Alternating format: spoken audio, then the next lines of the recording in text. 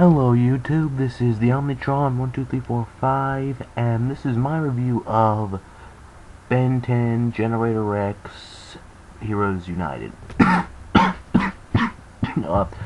Sorry about that. I'm just kind of getting over a pretty bad cold. But anyway, on to this. This was a fantastic crossover.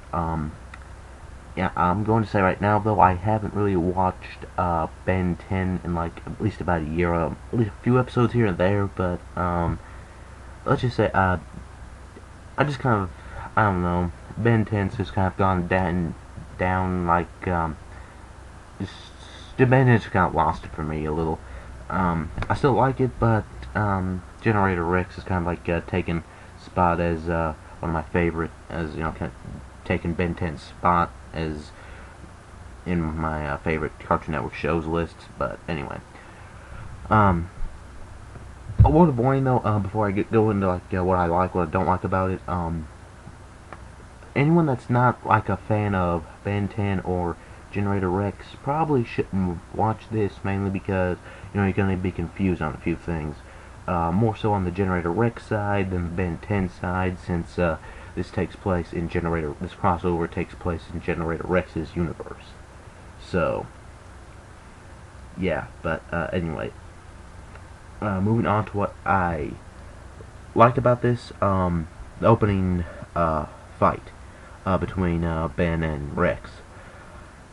It plays out like your standard superhero first meeting kind of fight. You know, I don't know who, the basic, I don't know who you are, you don't know who I am kind of thing.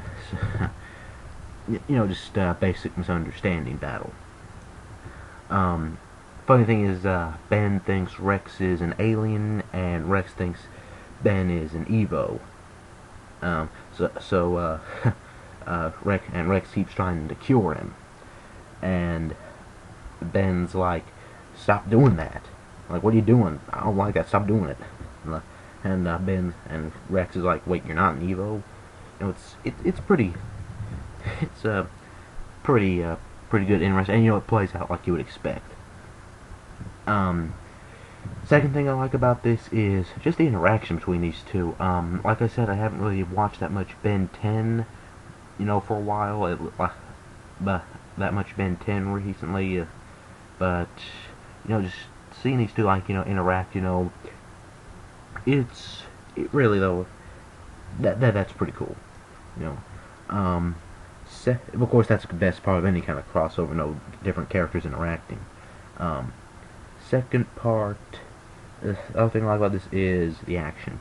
The action is great. It's just everything you'd expect from Ben 10 and Generator Rex. Best action, both those shows. You get Rex's machines, you get Ben's aliens. Win-win deal.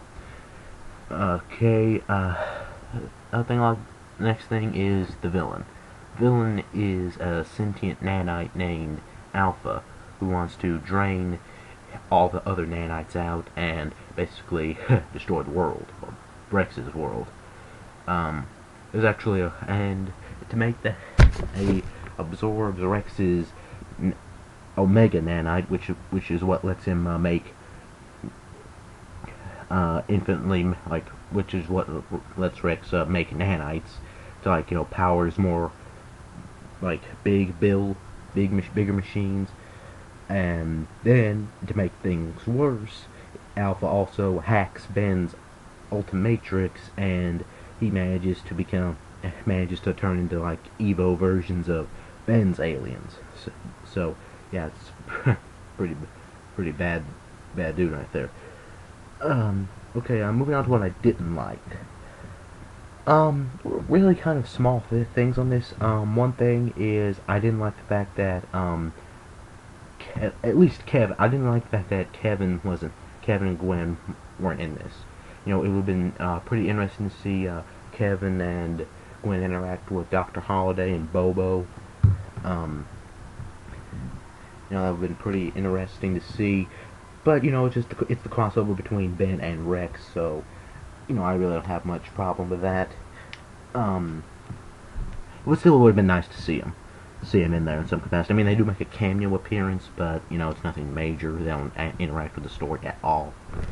But another thing is that,